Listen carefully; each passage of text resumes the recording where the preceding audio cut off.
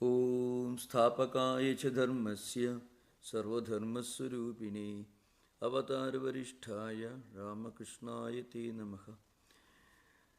We are discussing the philosophy of Madhvacharya, the system of Dvaita Siddhanta, called dualistic philosophy. And as I mentioned at the very beginning, one of the most foundational doctrine is this concept of eternal and lasting difference between everything in this world, between many different things and God and this world, and also the fundamental differences among different living beings and even among different things in the empirical world. So it's all the conceivable differences. If you have got a triangle on the top, we have God, and on one side the world, the other side living beings, human beings, and so on.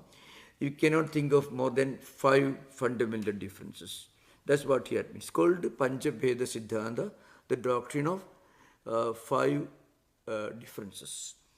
Jiveshwara bhida chaiva, jadeshwara bhida tatha, jiveshwara bhido midaschaiva, jada jiva bhida tatha.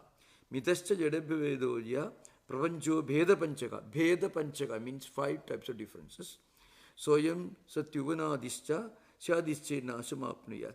Anyway, this is a fundamental doctrine. They frequently quote this doctrine of eternal fundamental difference between everything. Now we are going to discuss that important tenet. What does he mean by this difference, and why this difference is eternal? So there are some very interesting ideas that Madhva has put forward to defend his concept of the fundamental difference. He says no living beings can be non-different. They are essentially and what you call intrinsically different, which he call anadi surupa yogyada bheda. It's a very important term they use in Madhva philosophy literature. The fundamental intrinsic difference among jivas. It is almost like original sin. So surprisingly you find something very interesting between Madhvacharya and Augustine, Saint Augustine. This difference is as intrinsic, as inherent as Saint Augustine's original sin. Now, of course, and he even doesn't spare Ramanujacharya. See, Ramanuja does not accept this lasting, fundamental, intrinsic difference. Because he says, in all of us, there is the spark of the divine, Antaryami, indweller. God is present in all of us as a spiritual spark. That is what he is. He is an indweller, Antaryami. So there is some kind of a similarity or identity, and also there is a difference. God alone has got all these auspicious qualities and powers, potencies, creating this world, sustaining this world, listening to your prayers, preservation. All these are special characteristics of God, Vishnu and Narayana. But at the same time, there is some kind of an identity. Through spiritual practice, you can live, you can go right up to the close proximity with God. So, Salokya, Sarupya, Salokya, I mean, you can get the same form, you can dwell in the same higher level of consciousness, same world as God. You can also have Sayujya. At the same time, you won't have complete identity. So there is an element of similarity And also there is an element of dissimilarity, difference and also identity. Identity and difference, both together, you can find in Ramanuja's philosophy. It's called Visishta Advaita. It's Advaita, but conditioned Advaita, Visishta Advaita. Now, Madhvacharya did not spare Ramanuja to conceive of this kind of little similarity or identity with God. For him it's a blasphemy. As much as for many traditional Catholic Christians, For example, if you say you are the same as Christ, you are the same as God, that's a great blasphemy. So Madhvacharya, in fact, interestingly, Madhvacharya flourished in the 13th century in the West Coast. And he had absolutely no knowledge of any non-Indian religious traditions because there is no interaction. But still, there were attempts, not absolutely successful attempts to portray the Madhvacharya got some of his teachings from the Portuguese missionaries who were around, some Christian preachers, the Portuguese. In fact, the Portuguese Advent was only in around to the end of 15th century, 1497 or 93. Around that time only Vasco da Gama reached India. But long before that, there were some missionaries who have come to India from Syria and other places, so they were active. But this is only historic. This is only an attempt to make out that Madhva system bears the influence of Christian influence. It is absolutely unhistorical. It is not at all historically corroborated. But anyway, it's an interesting thing. But this idea, which is called Anadi Surupa Yogyata Bheda. So he says, why are different living beings so different from each other? Not because of karma. Karma alone cannot explain the difference. There is something deeper than that. And that's with the fundamental intrinsic difference. And that difference is eternal. Right from the beginning, this difference is there. So, in fact, in one of the well-known books of Madhva tradition, it's called Nyaya Sutta. It's a gloss or a minor commentary on a book written by Madhvacharya. And the book is a commentary on Brahma Sutras, Badarayana Sutras. The book is called Nyaya Sudha. And the author of this Nyaya Sudha is Jayatirtha. He is a very prolific writer, scholar, coming in the tradition of Madhvacharya. He is one of those who built the philosophical foundation of Madhva system, Jayatirtha. And he wrote this well-known book, Nyaya Sudha. It's called Tika. Tika means a gloss, a minor commentary, like footnotes, written on the commentary of Madhvacharya on Brahma Sutra. So Madhvacharya's commentary on Brahma Sutra, it is called Anuvyakyanam. Madhva's commentary on Brahma Sutra. Of course, he has written another commentary also, Anuvyakyanam. And Jayatirtha, who followed Madhva tradition, Madhva means related to Madhva. It is Sanskrit. Madhva means related to Madhva. Madhva Siddhanta means the philosophy of Madhvacharya. Siddhanta means a philosophical school. So the book is called Nyaya Sutta. And there is a well-known statement which is frequently quoted in books and also in commentaries. So I am quoting from Nyaya Sutta. Yet Purusha Bahutvam Sankhena Angikutam. Now, Sankhya philosophy, we used to discuss Sankhya philosophy when we were discussing Gaudapada Karika in a well-known book on Advaita Siddhanta, written by Gaudapada, who actually a predecessor who preceded Shankaracharya, one of the most well-known books belonging to the pre-Shankarite period on Advaita Siddhanta, Advaita philosophy. So there he, of course, he refutes Sankhya system. Sankhya system is another pluralistic school, another school of pluralism, means the idea that there are many, or more than one absolute realities. It's called pluralism in Indian tradition. Dualism or pluralism means a system of philosophy which say that there is more than one absolute eternal reality. In Shankaracharya's books, whenever we refer to the word dualism, Dvaita, he is not referring to Madhvacharya, because Madhvacharya was born 400 years after Shankaracharya's passing away.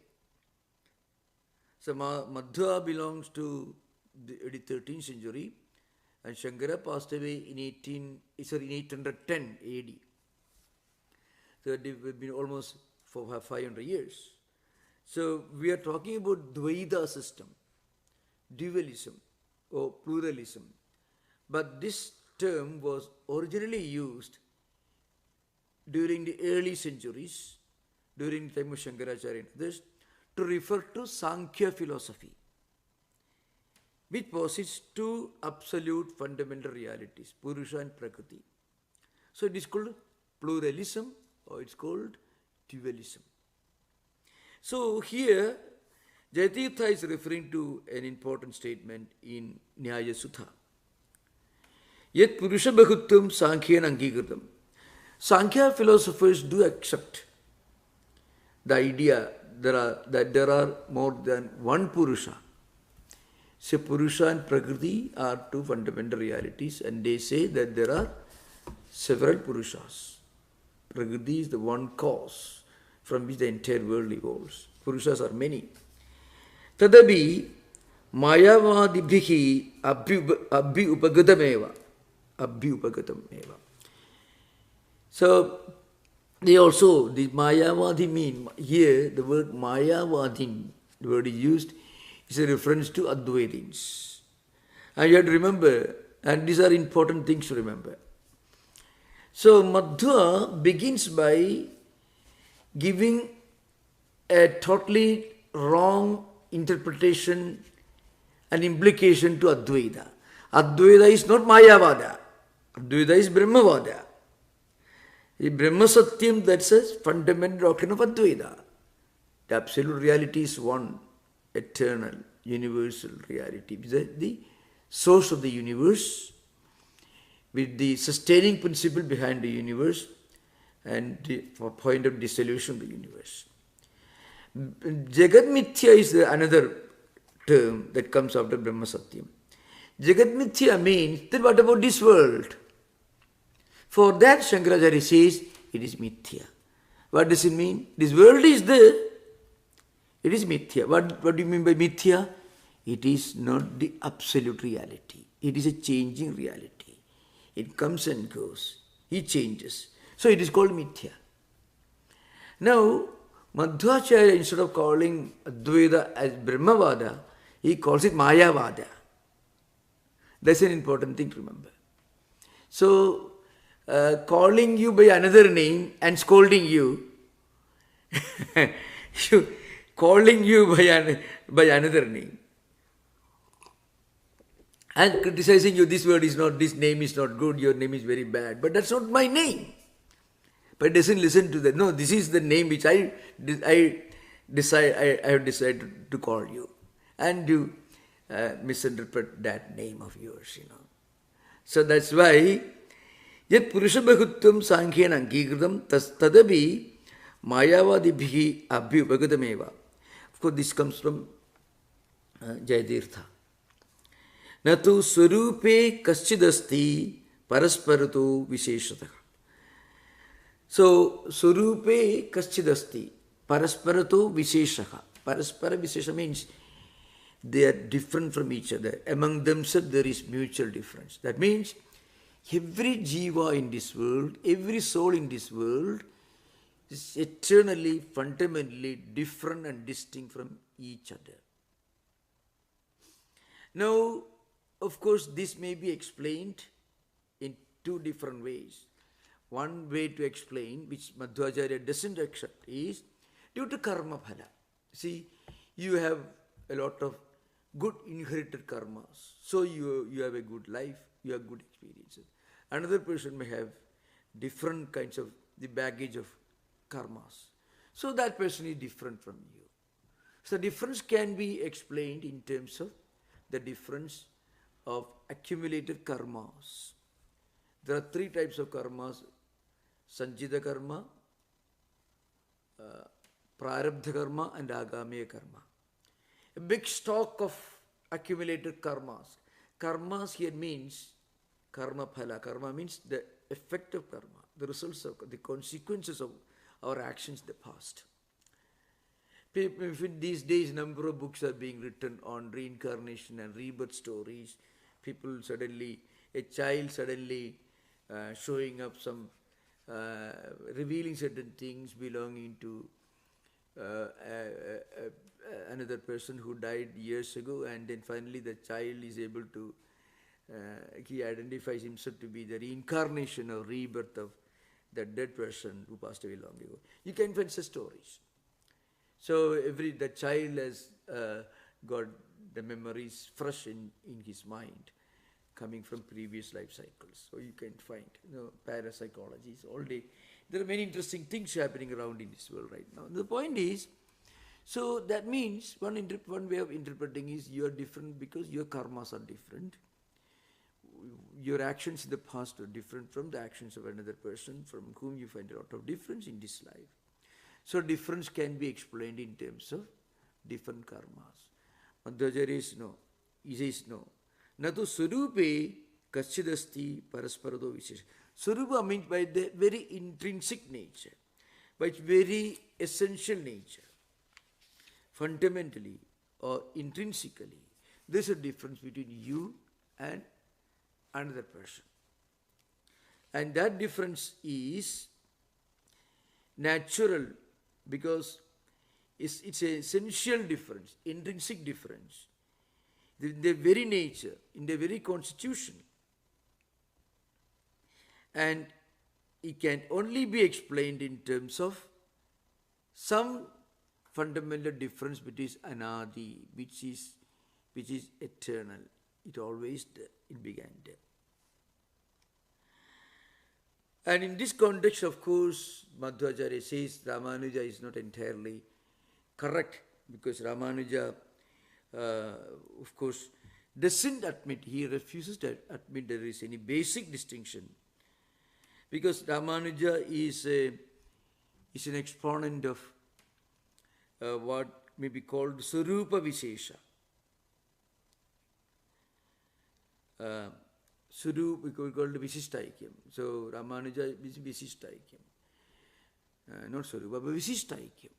Visishtaikyam means there is a identity and oneness, but it is qualified, it is conditioned. Not like Advaita. Advaita is called Surupaikyam. By the very nature, you are one with Brahman. That is Advaita. You are one with Brahman only in a conditioned manner. That is qualified with Visishta Advaita. But Madhvacharya says, no, you are non-different from Brahman, and you are non-different from every other living being. You are non-different from every other living thing, every other phenomenal, empirical things in this world. And this is called Sarupa Vishesha. Means Vishesha means the distinction. It is Sarupa, it is by its very nature, intrinsic. By very nature, you are different from each other. It's almost like saying a golden necklace is eternally, fundamentally, intrinsically different from a golden necklace. And the Dvaita's explanation is they are used for different purposes. They have different forms, different names, so they are intrinsically, fundamentally, essentially different. Ramanuja says They're different and also they're identical. They're identical because there is the same gold within. At the same time, they're different. So, it is called Surupa Vishesha. That is the principle of the philosophy of Madhvacharya. So, Vishishta, Vishesha, Ramana. Vishishta means difference, but it is conditioned. Unity, conditioned. So, remember, in that case, Ramanuja system contains an element of unity and an element of distinction. Madhvacharya system is fundamentally distinct, absolutely no identity, no similarity. Shankaracharya says it is intrinsically non-different. That is Surupa Aikyam. But it's Surupa, but its very nature. It is identical, it is one same. Now, elaborating this idea, of course, there are other important things in this context. In this context, sometimes, elaborating this, you can see very often Madhva commentators develop this Siddhanta, the Bheda Siddhanta, which is called, this fundamental difference. We got Anadi Surupa Yogyada Bheda. Bheda means different, distinction, difference. Anadi means it has no beginning, eternal. Surupa Yogyada Bheda means it is different from the real thing. And it is itself, by its very nature, it's very Surupa, by its very nature, from as an intrinsic quality, it is different and distinct. Now, in this context, there are some important statements coming from some other writers. Madhvacharya himself writes in strong language. It's called Anuvyakyanam. Anuvyakyanam is the book on which Jayatirtha wrote a tika or gloss called this Nyaya Sutha. So, yadi anadi vishesho na sampradam katamishyate adhishtadeva cha adhishtam swikritam sarvavadibhihi akasmigo visheshaschet adhishte kvachidishyate sarvatra akasmigatvam syad na adhishtabekshida kvachit adhishta chet visheshoyam anadityam kudo natat. So, the idea is very simple. This unique experience state of being totally different from the absolute reality, from Brahman, it is not without a strong foundation. It is at the very beginning, it is there. That distinction, the difference is always there. Here you find some of the later writers, they try to develop this into something like Augustine's original sin dogma of original sin. From the very creation itself, every human being was born by his very nature, by the very temperament, he is essentially different from every other human being. So even if he tries to become equal to another person, it is impossible. That's because Surupa Bheda means Bheda or distinction, difference by its very nature. And there are many statements I can just quote from some of the well-known books. Of course, Madhvacharya himself writes in Brahma Sutra Bhashya, he says, Pratibimbana mitho vaichitre karanamaha. Well, what is the explanation for this fundamental difference? So, according to Madhvacharya, it is Vidya, Karma, etc. Many things. He says, Anadi Vidya Karma Vaichitriyat Vaichitriyam. Vaichitriyam means distinction, mutual distinction and difference. What's the real cause for this? Adhishthanayamat iti. The fundamental difference. What is that? Anadi Avidya Karma Vaichitriyat Vaichitriyam. That means total rejection of the idea that in every living being there is the presence of the divine. It cannot be.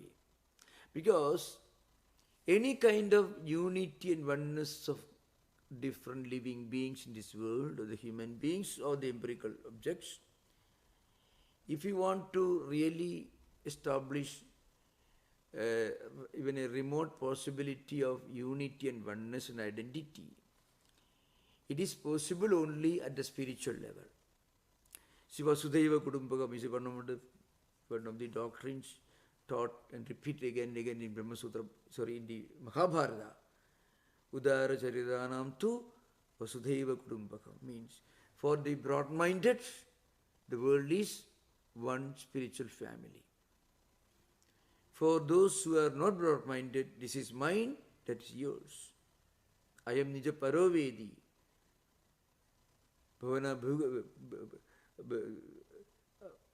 That means I am Nija Parovedi. This is mine, this is you, that's I. This is mine, that's yours. Ganana Lekuchayadasam. Ganana means this kind of attitude. That's yours, this is mine. I am different from you and you are different from me. This idea of fundamental distinction difference is Ganana Lekuchayadasam, Mahabharata says. It is only for the small-minded. Udara Charidanam too. On the other hand, those who are highly evolved, spiritually, culturally evolved, our way of analyzing and understanding this apparent distinction difference changes. See, after all, on the surface, you can see everyone is different from everyone else. There is no real unity. That's true.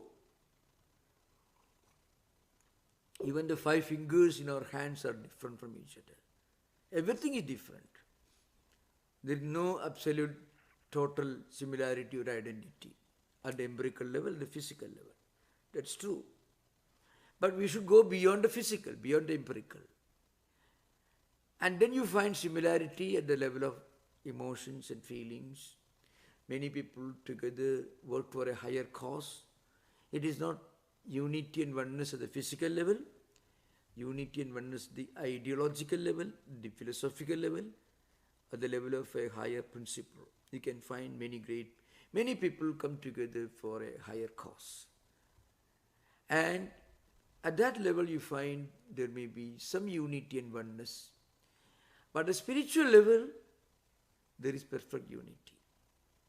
So when Advaitins talk about Swarupa Aikyam, the fundamental, natural, intrinsic unity and oneness of existence, they are not talking about unity and oneness at the physical level. They are talking about the unity and oneness at the higher spiritual level. That's why Mahabharata says, Udara Charidanaptu. Udara here means broad-minded. In the spiritual sense, means those who are highly evolved spiritually. For them, Vasudha eva Kudumbakam. Vasudha means this earth, means humanity is one family.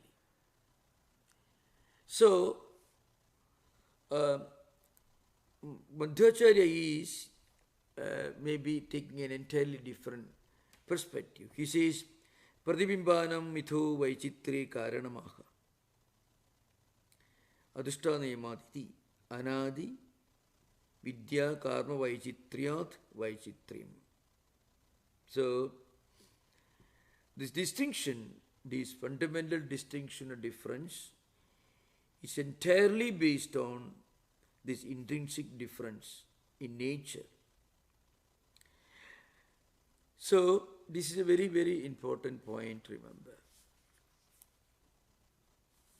On the other hand, Advaitins tell you the distinction is there, That's true at the empirical level, physical level. But physical, empirical things are not eternal. They are called vyavaharika, means they are relative.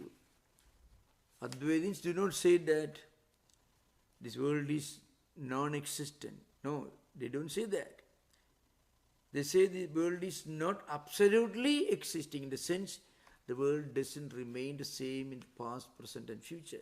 So that interpretation of permanence or absoluteness is also not accepted by non-Advaitic philosophers like Madhvacharya. Also we have to remember. So very often, remember their epistemological or hermeneutic categories in understanding also is one in is different, and this difference also is part of the explanation for the difference in the philosophical conclusions. The hermeneutics is different. The way of interpreting different terms is different, and also some of the epistemological tools they employ are also different. More important is the difference in the hermeneutics.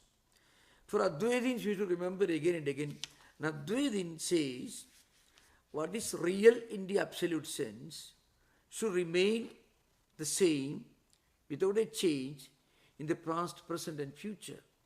If it is changing, it doesn't make it absolutely unreal, but it is not absolutely real because it is changing. This is an important thing to remember. Now that, and what is changing is again, it is given another status, ontological status. The ontological status given to the relative, the changing entity is called vyavaharika satta. Vyavahara means practical utility. We live in this world, everything we use it on a chair. But chair is not an absolute reality because this chair won't have the same shape and size after 1,000 years, after 10,000 years. It will be something different. So in that sense, all these things are mithya, all these things are relative, all these things are non-absolute. Now that way of interpreting or employing the hermeneutical tools is not acceptable to Madhvacharya. So we have to remember, when you go deeper, you understand this. They are understanding it from different perspective and giving it different meaning and then say the argument. So, of course, in normal argument, if you are arguing in a court or law, then both the parties should come to an agreement, at least they refer to the same law book. So the terms have identical meaning and implications according to all the lawyers. Otherwise, you cannot have an argument. But that is not here in this context. So when we try to understand the philosophical systems, very often this is not very well understood, especially when we understand through translations alone. You have to remember, Madhvacharya, dualist system is an entirely different way of using the tools of hermeneutics. And Advaitins have a different tool. For them, Advaitins, they divide satta or reality into three levels: the absolute, the relative, and the conceptual. The paramarthika, the vyavaharika, and the pratibhasika. So, when you understand vyavaharika, you cancel the pratibhasika. When you understand paramarthika, you cancel vyavaharika. I shall try to explain this before going further. Again, you have to use the old analogy of a rope mistaken to be a snake. The snake is only a conceptual reality. In the sense, it's a product of your intellect or mind because of memory. You have the memory in your mind of having seen a snake somewhere, and you superimpose that memory on the object lying in front of you, which is actually a rope, but is apparently it's got the shape and color of a snake. So you superimpose. But the snake itself is only a product of your imagination assisted by memory. But the rope is not absolute reality. The rope is part of the empirical world. Rope is a relative entity. It's not Brahman. So it is Vyavaharika. So when you realize it is a rope, the conceptual reality is gone. You understand it is Vyavaharika. And after several years of meditation, spiritual practice, when you become a knower of Brahman, then you realize this rope and everything else in this world is only Vyavaharika. So, a Jivan Mukta, liberated soul, who is always in communion with Brahman at that mystical level, Samadhi level, he doesn't see the Vyavaharika, the relative. He is only looking at the Paramarthya Brahman. But that doesn't remain for long all the time. Mostly we are living in the relative world of empirical level, at the Vyavaharika level. Now, this distinction, dividing reality into these three levels, is not accepted by either Ramanuja, Madhva or any other Vedantis. This should be understood carefully. That's why he says, he uses the word Mayavadi. Means, that's a very important thing to remember. Those who don't study this from traditional, those who study Dvaita from a traditional teacher, Madhvacharya from a teacher, the point is, Shankaracharya is not talking about what Madhva is talking about. Shankaracharya says the world is not there all the time. After 10,000 years, this chair will not be there. This cup will not be there. But Madhvacharya says, no, Advaitins say, this cup is not there. The chair is not there. The world is not there. I am not here. So, this sort of different, this point, it is something funny, it should be kept in mind. This is an important thing to remember. That's why Pradibimbanam Mitho Vaichitri Karanamaha, Madhvacharya writes in Brahma Sutra Bhashya, Adhishta Nimat iti anadi vidyakarma vaichitrya vaichitriam. Plurality, distinction, it is due to anadi vidyakarma vaichitriam, means distinctions in terms of karma, vidya, whatever you understand. And this again is inborn, intrinsic, natural. And one of the lesser known writers in Madhva tradition produced large number of saints and philosophers and dialecticians and great scholars who wrote polemical works. So he was Raghavendra Tirtha. Often he is known as Raghavendra Tirtha Mantralaya. He was born in that place. He was a great saint also. So he writes, Surupobadhi Vaichitrisya iva adhishtanema padena abhiprayadatvat vivrutameva chantrikayam. So he says, now, this is a very, very original interpretation in Madhva system, especially from Brahma Sutra. That is, Sarupavadi Vajityamiva Adhishtam Padena Abhiprayadat. So by the very nature, the essential point is this, the fundamental difference is intrinsic. You are born, it is an inborn difference between you and Brahman. This idea behind. Everything in this world is different from everything else. So all the conceivable 5 types of differences are implied here. Now, just one more, this difference, of course this is again interpreted differently, of course. He says, Jiveshwara Bhida. So, here, Brahman is not implied here, because according to Madhvacharya, his Brahman is Saguna Brahman, that is Vishnu. So, Jiva and Ishvara, every living being is essentially different from God.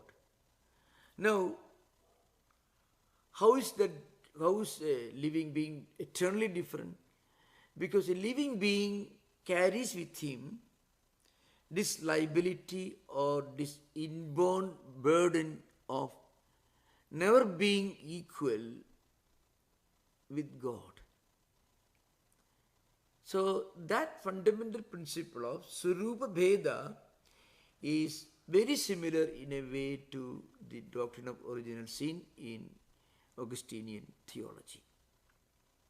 Jadeshwara Bheda. Again, everything in this world, in this empirical world, mountains, trees, valleys, nature, all are essentially different from God. Jiva Bheda. Again, among different living beings, there is this fundamental difference. And also between the empirical entities and living and jivas, there is difference. And among different empirical entities in the world, there is this difference, which he calls it Veda Panchakaha. Now, one impact of Madhva philosophy, this emphasis on the fundamental, eternal difference, was that frequently it is interpreted as some kind of a dogmatic religious or religious theology. Now, to understand its position in Vedanta, we should know how Advaitins established their own concept of Swarupa Aikyam. How did they deal with this problem of plurality?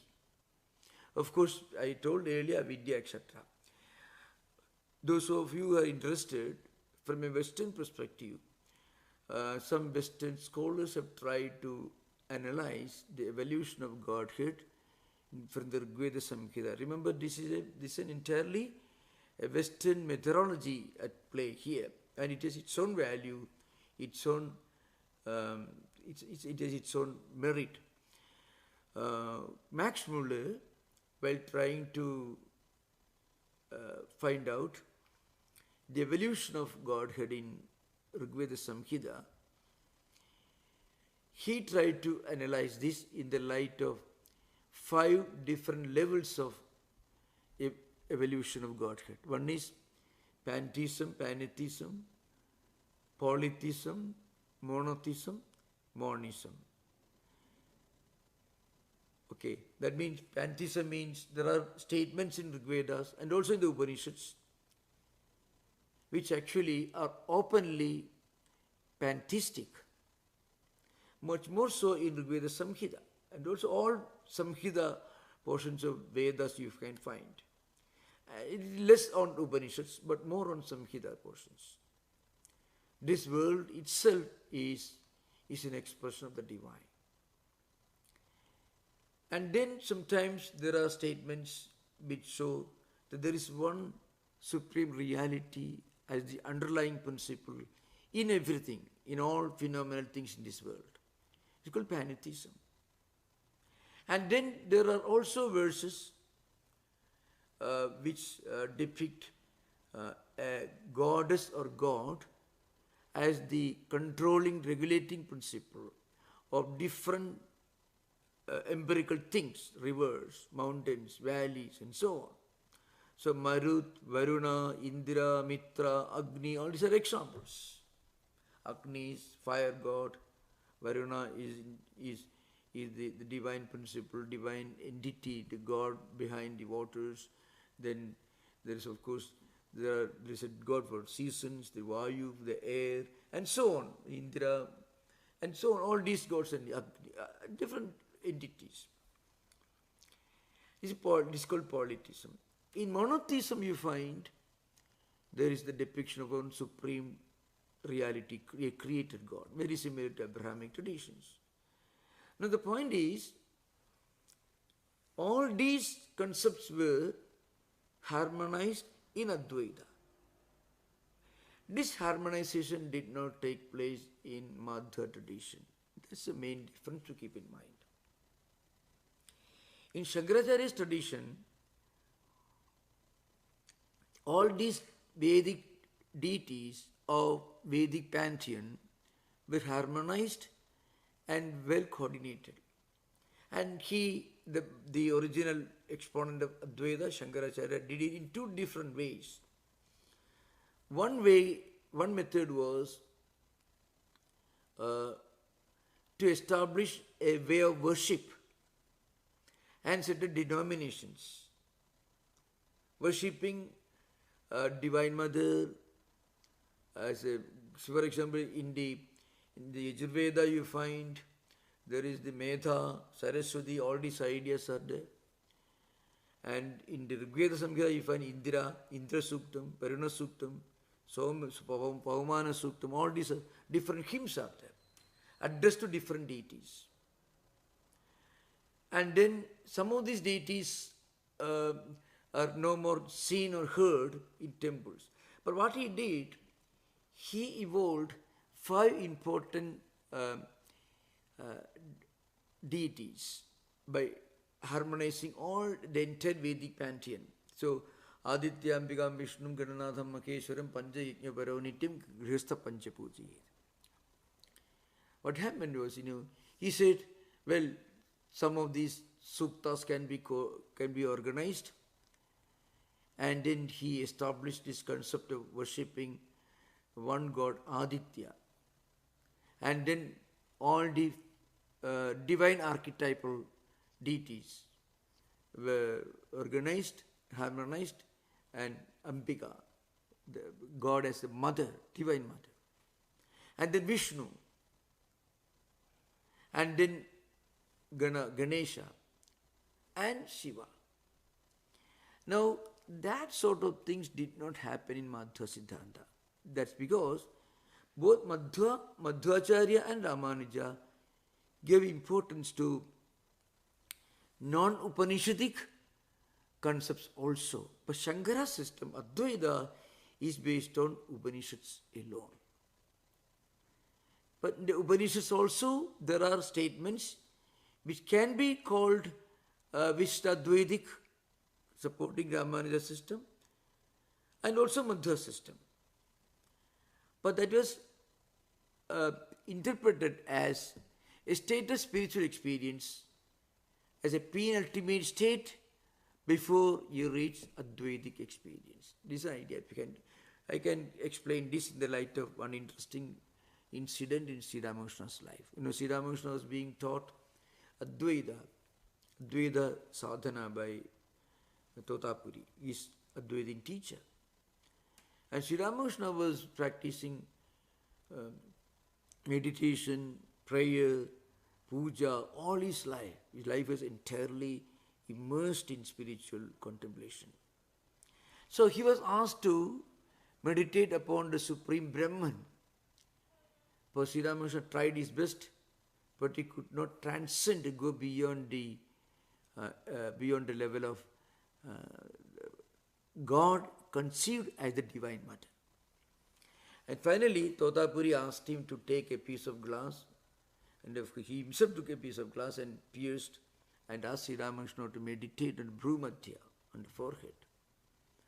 At that time, Sri Ramakrishna could go beyond, transcend the level of monotheistic, or what you call saguna, or the idea of God with the form idea. I mean, God conceived as a Divine Mother. Now, Sri Ramakrishna did not reject it, he transcended it, went beyond that. The transcending is what happens in Advaita.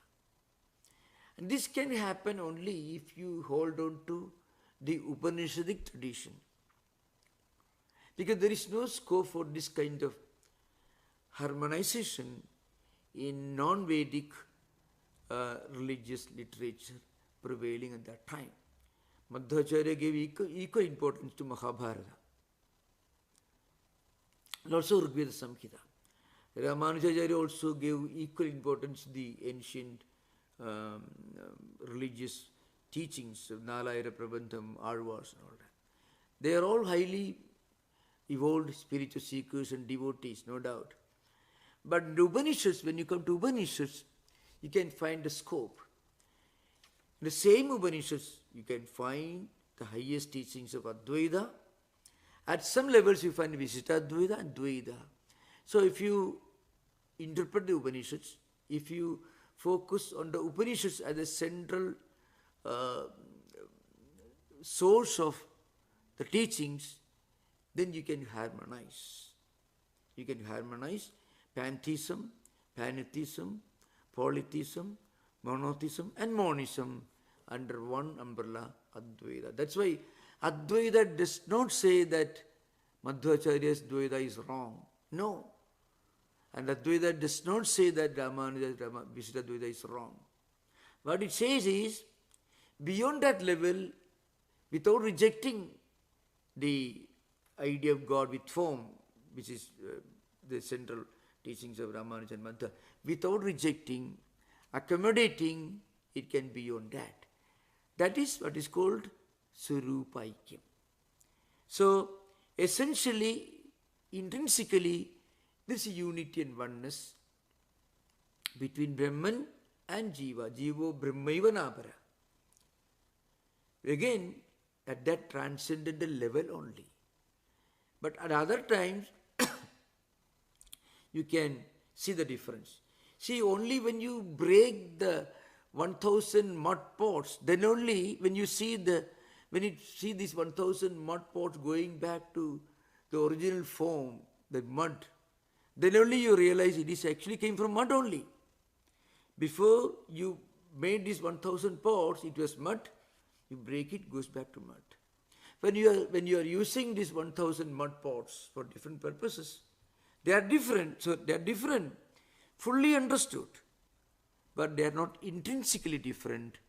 They are only relatively different. So the intrinsic and the relative, that distinction is not well recognized in non-Advaitic systems. That's why you find what is relative is interpreted as absolute by Madhvacharya.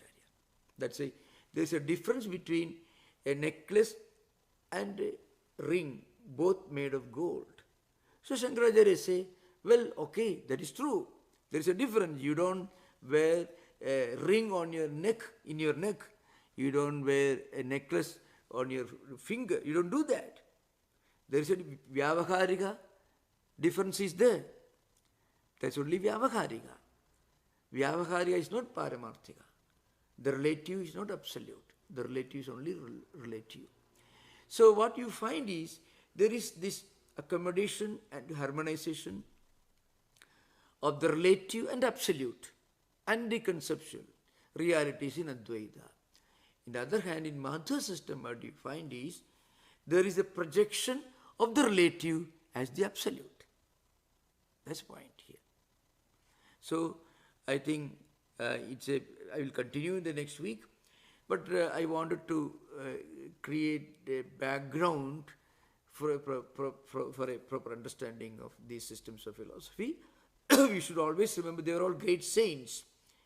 But when we read those books, when we read their philosophic systems, you find they were right from their own standpoint.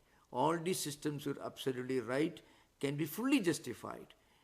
The only point is, at the highest level, unity is there. In spiritual life also, there is a gradual progression from many to one, from without to within, from gross to subtle, from outside to inner. There is always a difference. As we evolve further, we don't reject the other ideas, we only go beyond them. That's the idea. So thank you, we can ask the question. Yeah. Thank you, Maharaj. David, your hand is up first. Yeah. Hello, Swami. Yeah. I have a question about, I understand in the Dvaita, Yeah. one realizes one's true nature. With Vishishtadvaita, one realizes the essence, Yeah. the similarity between God and self. In Madhva's system, what is God realization? What is there to realize if we're so completely separate and different? What is realization in his system. Yeah, when you, by the grace of God, you you get the same experience as Ramanuja says. You feel you are blessed. You go to Vishnu Loka. You go to this the world in which God is residing. So very similar to the concept of going to the kingdom of heaven, kingdom of God in the Christian tradition. Very similar to that. Very similar. So grace also plays a very important role in Madhvacharya. Grace also plays an important role. God's grace is important. But the only difference is there are certain people who are highly evolved. By birth they are highly evolved. There are those who can evolve further and reach the highest. And there are also those who live in a state of total condemnation. They can never make any progress any time. The Nitya Naraga Siddhanta, the doctrine of eternal damnation, is a speciality of Madhva system.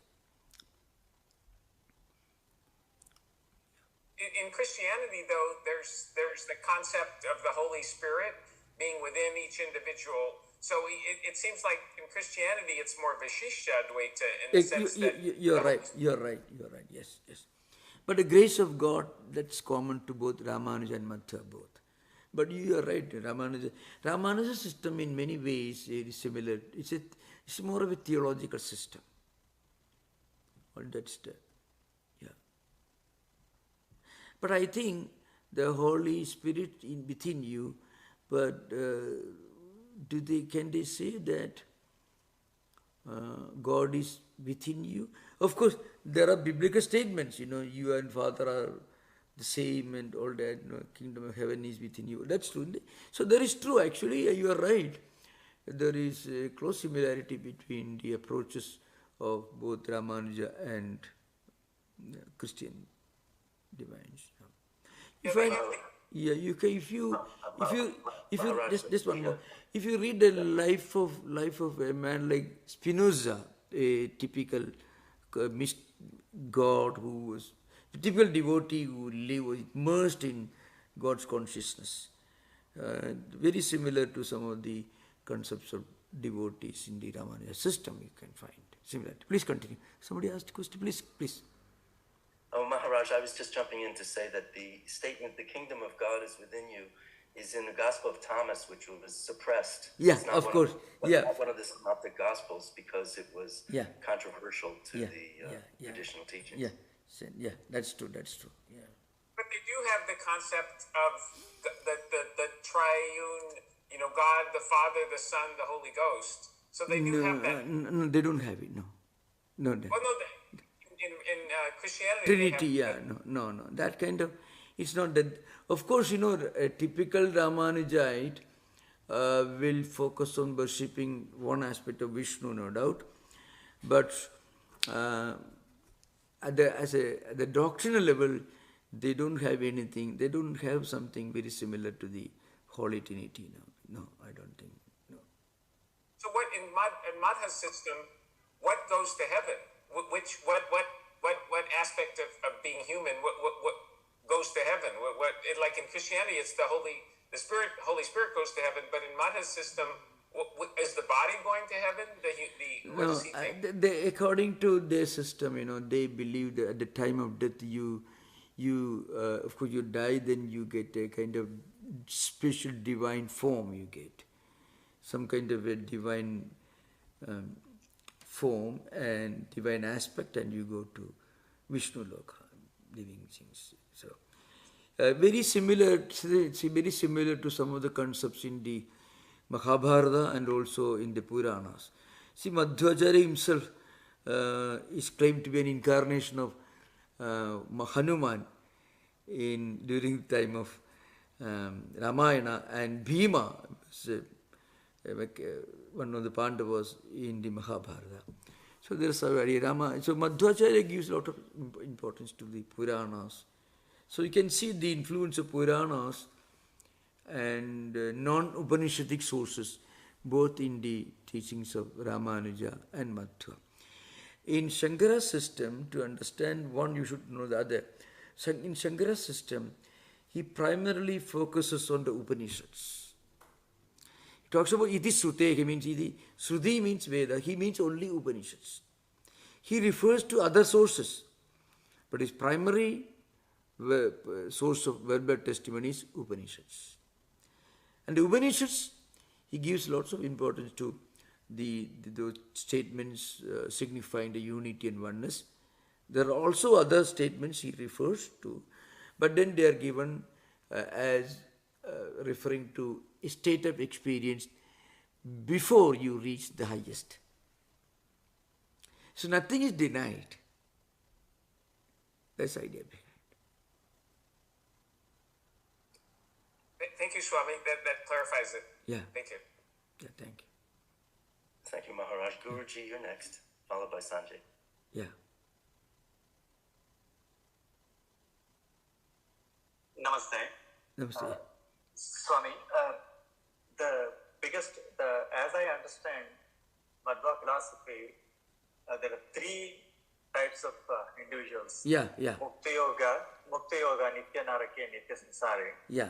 And these are like, the first group is the only group which is eligible to go to attain moksha. And the second two groups, the third group is Nitya Samsari and Nitya Naraki, which are like completely in argument, eternal condemnation. And Nitya Samsari like keep going back. So are these all dependent on Swarupas, nature of the individual, that Dharmapala? So No, nothing that you do really, in this life is going to change. There is another category, there is a higher category, Lakshmi.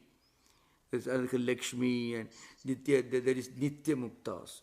In fact, they are always in that highest in Lakshmi, and then there are some great devotees of Purana literature, the Nitya Muktas.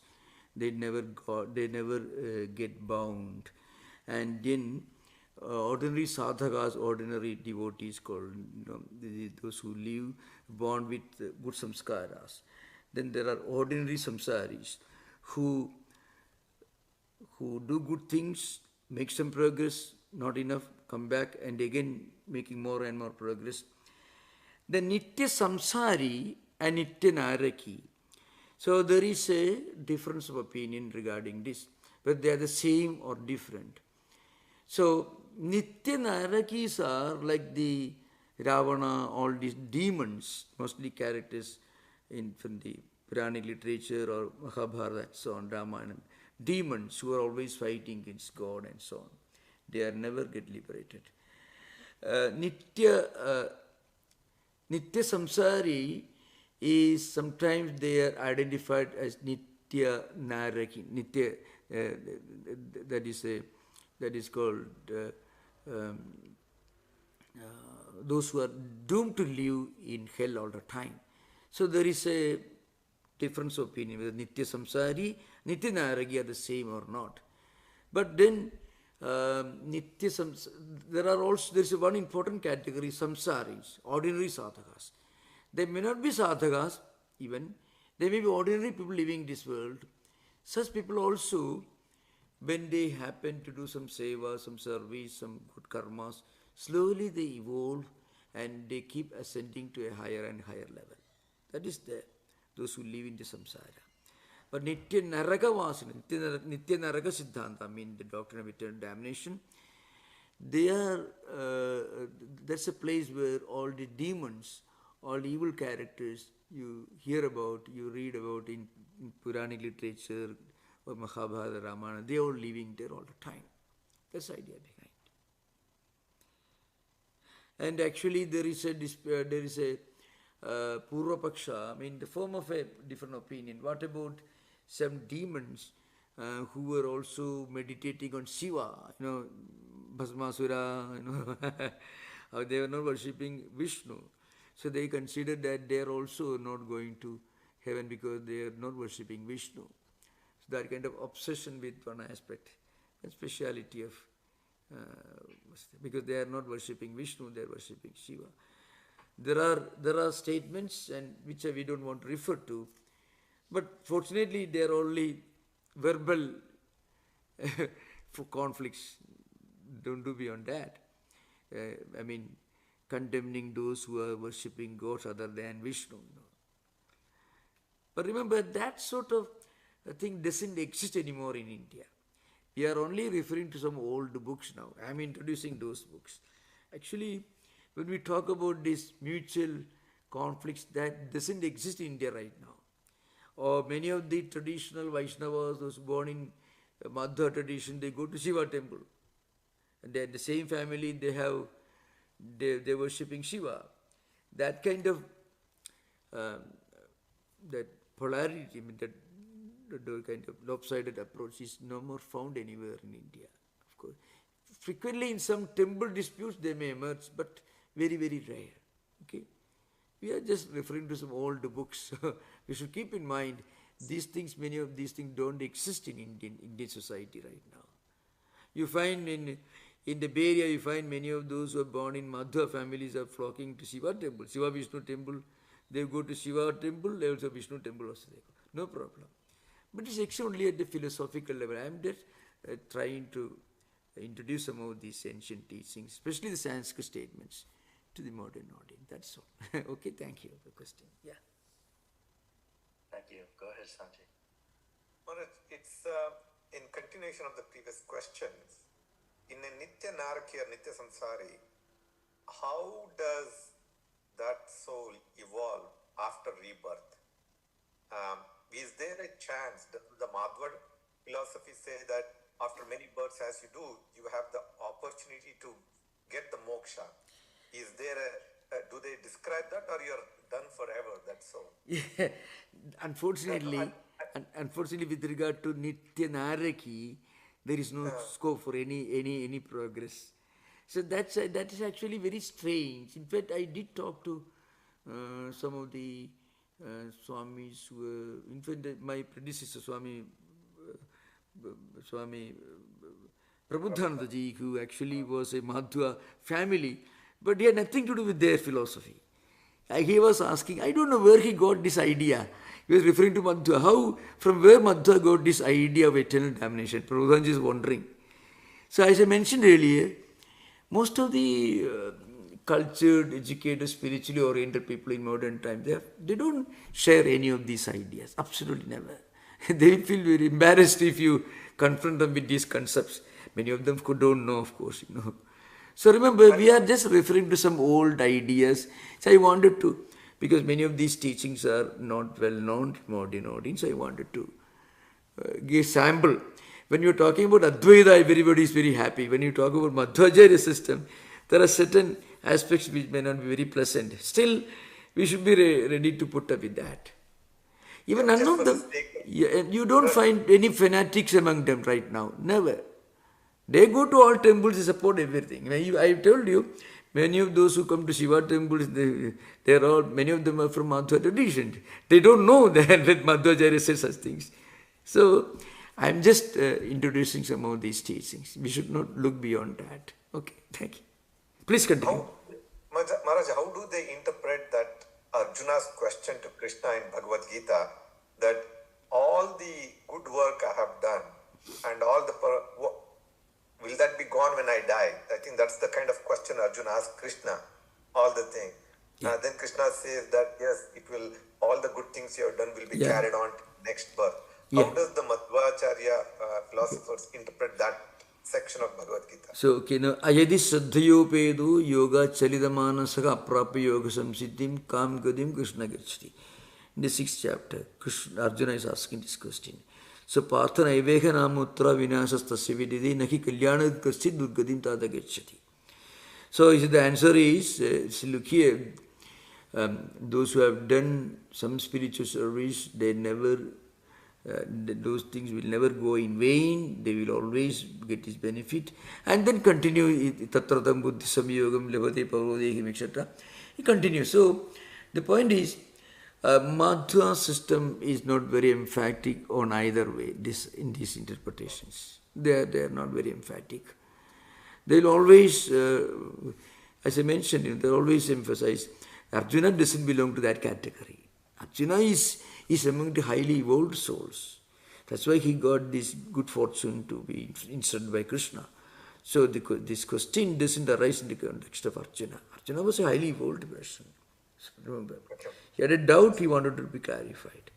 So then remember, anyone who is fit to be doomed for all times, he is not likely to put a question to Krishna like that. He is not likely to meet him either.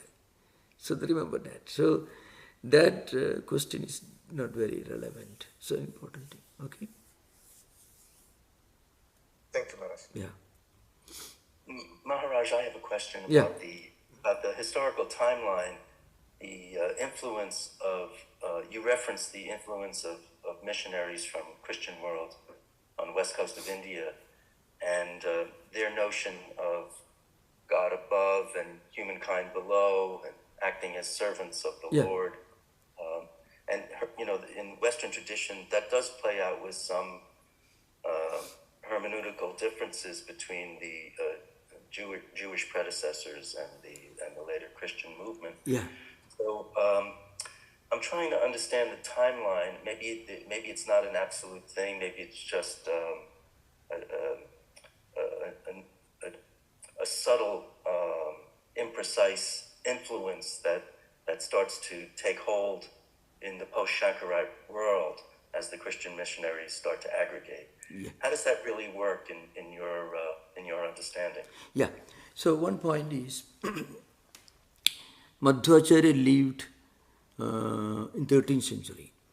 So he was living in the west coast, maybe from modern Kuntapura right up to Kasargod state. Maybe this is the means, including Udupi was the place where he was born, precisely except Udupi. The point is, there were no missionaries as such.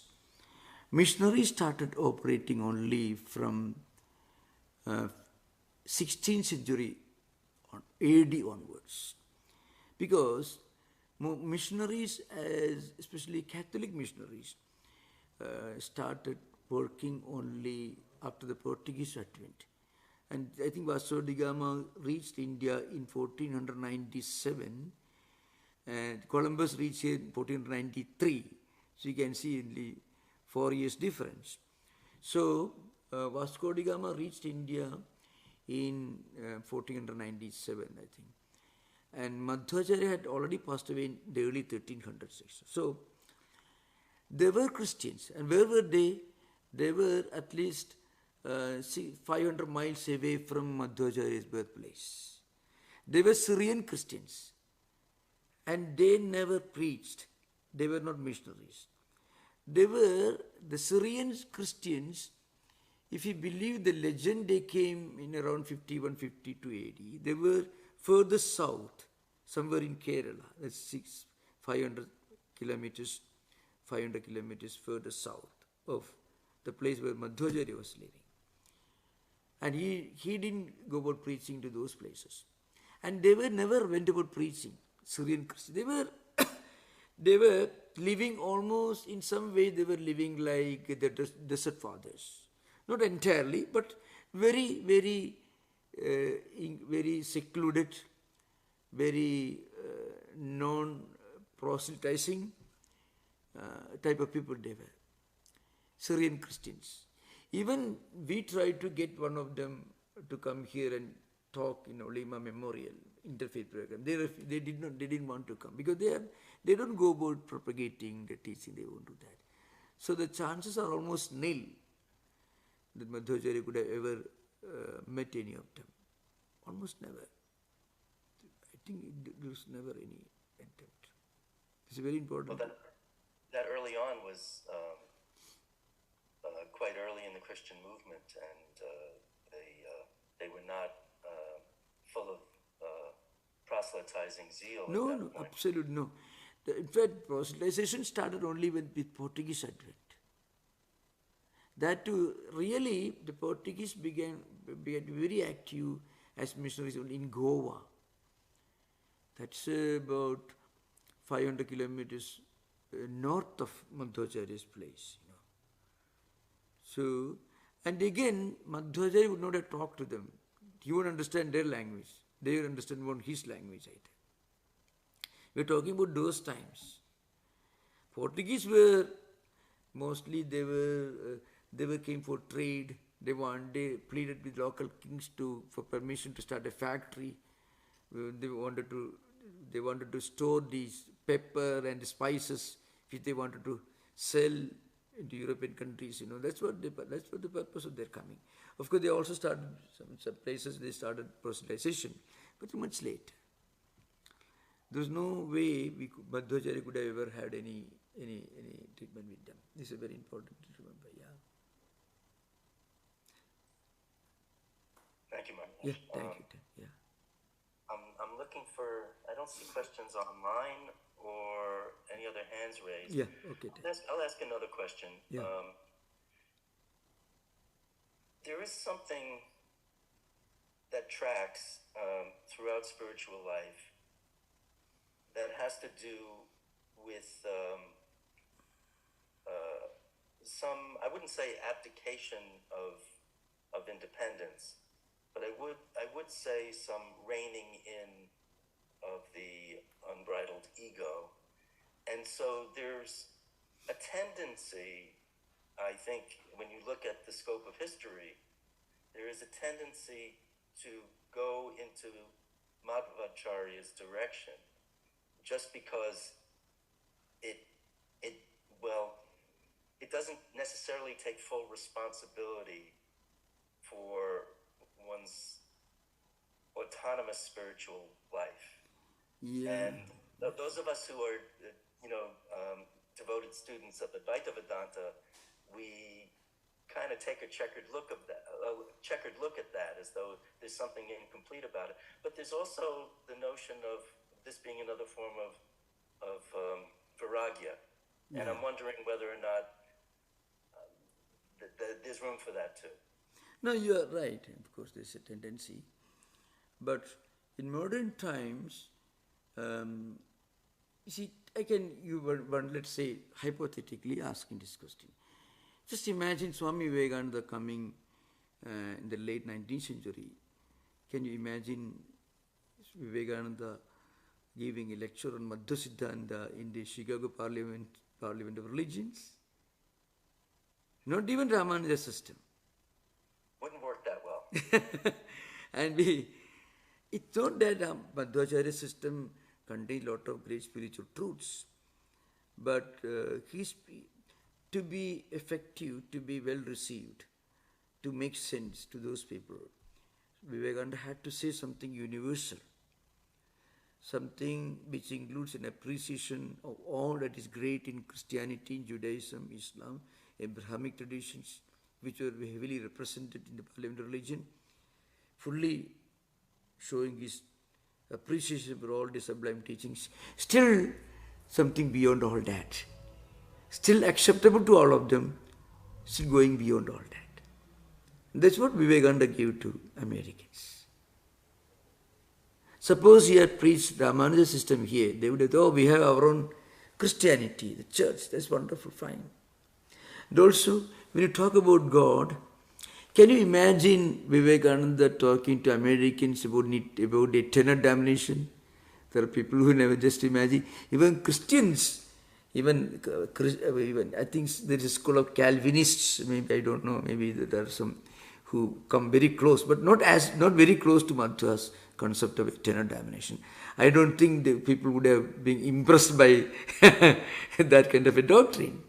They were looking for something universal, something that opens your mind, more sublime, that can help you to move forward in your spiritual life. So remember, so Vivekananda brought here a kind of a modern interpretation of Advaita philosophy. Because it accepted all other systems, still shows something beyond all that. But you can all come together and you're all right. And so the platform where you can say you're all right is higher than any of these systems independently taken, And that's why all these people appreciate it. You also have mentioned that historically there were groups like the Theosophical Societies that had made fertile soil for these universal ideals to be readily accepted. Yeah. They took little bit from everywhere. So there is something universal here. You are right. They created a real platform for Vivekananda's advent. So Sanjay, I see your hand is up. Thank you, Maharaj. yeah, no, thank you. Maharaj, my question is, what, if any, is the value of the Madhva philosophy in the spiritual evolution of various people? We are all at different stages of evolution after many births. As much as I subscribe to the Dvaitic philosophy, that's the experience, but Vishishtadvaita gives a path. Yeah. The Prapatti is a great concept. Yeah, Even though Vishnu, the more you go into but you also recognize the same divinity exists in all the human beings. So it is more about meeting the needs of the mind still, to some extent. Yeah. Now, what, if any, in your opinion, is the value of the Madhva philosophy for historically, it shows an important stage in the post-Shankarite intellectual world's response to Advaita. So, because many of the post-Shankarite Advaitins started giving a very dialectical interpretation of Advaita, even emphasizing that the world is unreal, not emphasizing Brahmasatyam, but emphasizing Jagat Mithya, and also in a very dogmatic, life-negating, world-negating fashion. So Madhva was a natural response to that sort of overemphasis on the so-called world negation, which is actually not part of Advaita. So again, it's a diversion from real Advaita. So that prompted a response like this. So historically it has a significance. Think of Martin Luther. But I have respect for Martin Luther as a human being. But Martin Luther plays an important role. It has the correcting impact on the Catholic Church. But the mysticism, the poetry, all the great things, all the so Catholic Church embodied many of the great things about Jesus Christ, no doubt about it. But when you deny the possibility of somebody going beyond the empirical level, reaching a mystical level of spiritual evolution, he denied it. His sainthood was totally denied. So, of course, so you cannot really consider as something very happy episode, happy development.